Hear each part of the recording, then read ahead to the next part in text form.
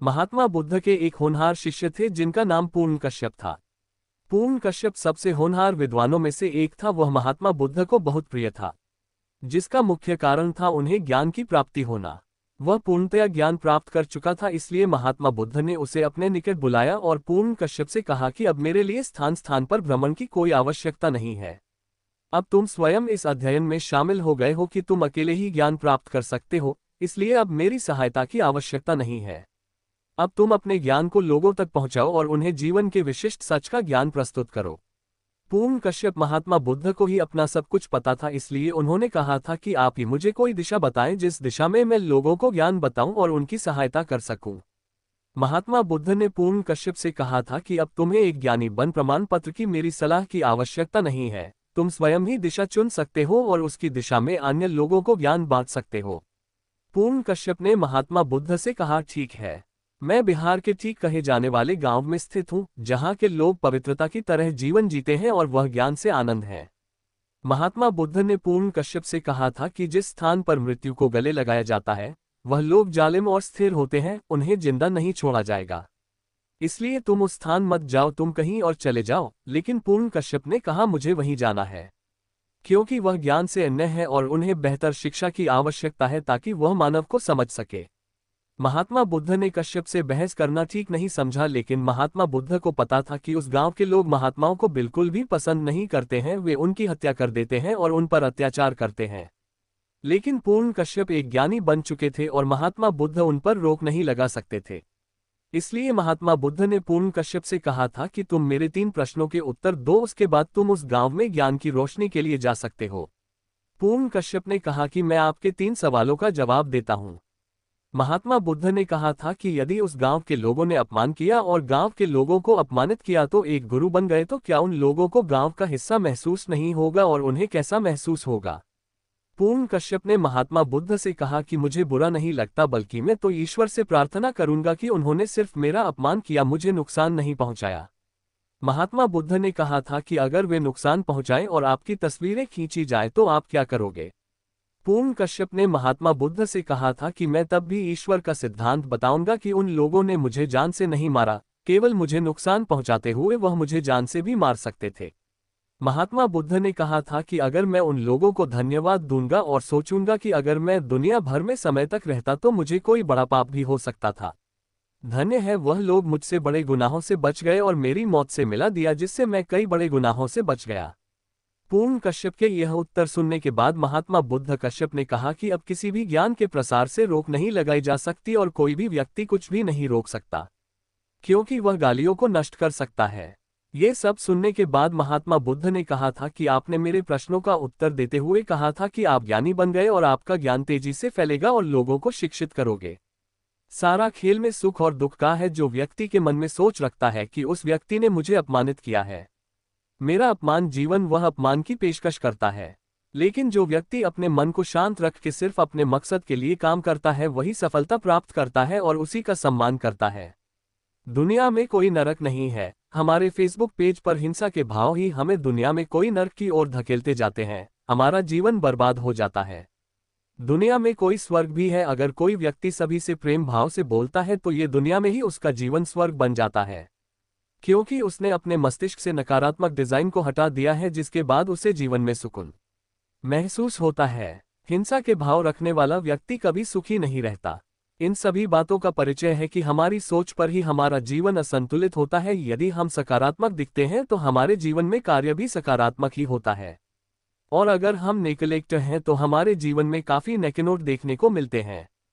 इसलिए सदा सकारात्मक विचारों के करीब रहने से जीवन बेहतर तरीके से जिया जा सकता है। वर्तमान समय में होने वाली घटना को सोचना भी एक चिंता का विषय है, इसलिए वर्तमान में जीना भविष्य और भविष्य के बारे में अधिक विस्तार से किसी बीमारी से काम नहीं है। इसलिए सदा सकारात्मक विचारों में नकारात्मकता मानव जीवन की सबसे बड़ी चुनौती से एक है, जिसका कोई इलाज नहीं है। हमें ये सीखने को मिलता है कि यदि हम भविष्य में होने वाली घटनाओं को वर्तमान समय में सोचते हैं तो इसे अपने जीवन में उजागर करना सुनिश्चित करें, जिससे हमें कई बड़ी समस्याओं का सामना करना पड़ सकता है, जिससे हमारा वर्तमान खराब होता है। बेहतर जीवन जीने वाले व्यक्ति को हमेशा सकारात्मक दृष्टिकोण रखना चाहिए। सकारात्मक विचारों से जीवन सकारात्मक होता है और नकारात्मक विचारों में डूब जाता है जीवन से नकारात्मकता में डूब जाना, जिससे एक सामान्य जीवन बहुत मुश्किल हो जाता है। असली दुख क्या है? महात्मा बुद्ध, जो कि बहुत बड़े ज्ञानी थे, वह अपने ज्ञान को फैलाने के लिए विभिन्न स्थानों पर जाते थे। वह अक्सर एक गांव में हर साल प्रवचन के लिए जाते थे। उस गांव का एक व्यापारी अपनी देखभाल की हर साल जिम्मेदारियां लेता था और अपने भोजन की व्यवस्था करता था। वह दिल का बहुत ही नर्म इंसान था और वह महात्मा बुद्ध को अपना गुरु मानता था। वह महात्मा बुद्ध के उपदेशों पर उपदेश देता था।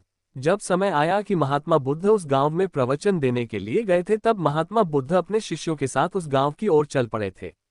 कुछ दिनों तक पैदल चलने वालों के बाद महात्मा बुद्ध उस गांव में पहुंचे और गांववासियों ने महात्मा बुद्ध के कारखाने का स्वागत किया। शाम हुई तो व्यापारियों ने अपने घर जाकर महात्मा बुद्ध के खाने का ठेला लगाया और उनका बहुत खुशी से स्वागत किया। महात्मा बुद्ध हर साल अपने व्यवसाय के घर पर ही रुकते थे। क्या वह व्यवसाय को अच्छे तरीके से देखने आते थे? इस बार बिजनेस में कुछ उदास सा नजर आ रहा था। रात के भोजन के समय महात्मा बुद्ध ने बिजनेस की पत्नी से पूछा, किफे के पति को क्या हुआ है? बिजनेसमैन ने बताया कि उन्हें 5000 स्वर्ण मुद्राओं का घाटा हो गया है, जिसके कारण वह काफी उदास रहने लगे हैं। महात्मा बुद्ध ने कहा था कि वह एक बड़ा व्यापारी है, इसमें दुख होने की कोई आवश्यकता नहीं है, ये जीवन सुख दुख में रहता है। व्यापारियों की बीवी ने महात्मा बुद्ध से कहा था कि मैं भी उन्हें यही बात काफी समय से समझा रही हूं, पर वह शास्त्र तैयार नहीं है। जब खाना खाया गया और वह महात्मा बुद्ध के साथ खाना खाने लगा, तब महात्मा बुद्ध ने उससे पूछा कि तुम्हें मेरी नजरें उदास क्यों लगती हैं? व्यापारियों ने मध्यम आवाज में कहा कि भगवान, मैं दुखी हूं क्योंकि मेरे पास 5000 स्वर्ण मुद्राओं का घाटा हो गया है।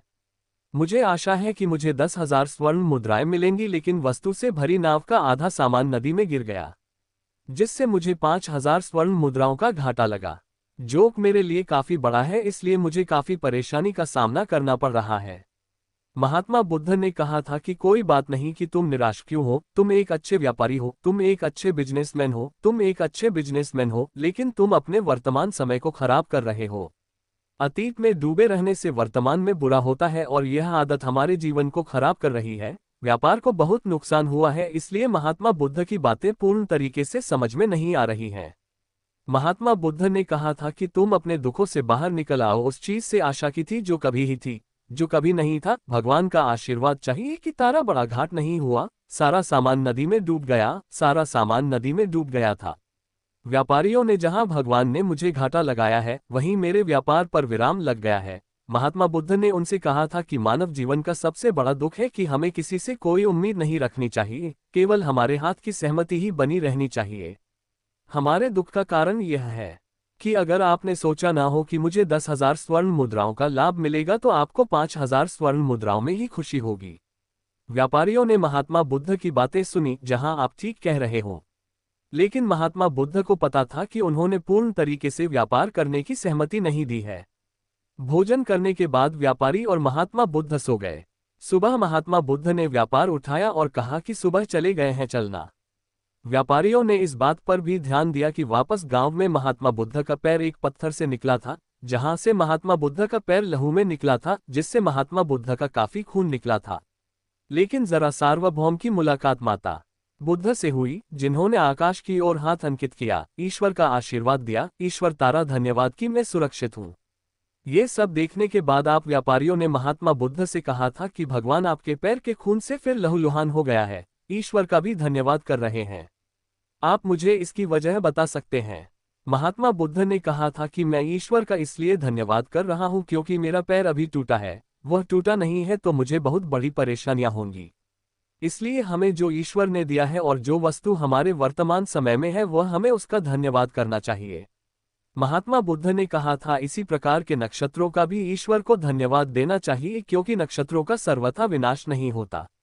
ये बात व्यापारियों को अच्छी तरह से समझ में आ गई और उसने ईश्वर को धन्यवाद दिया कि ईश्वर ने उसे पूरी तरह से नष्ट नहीं होने दिया।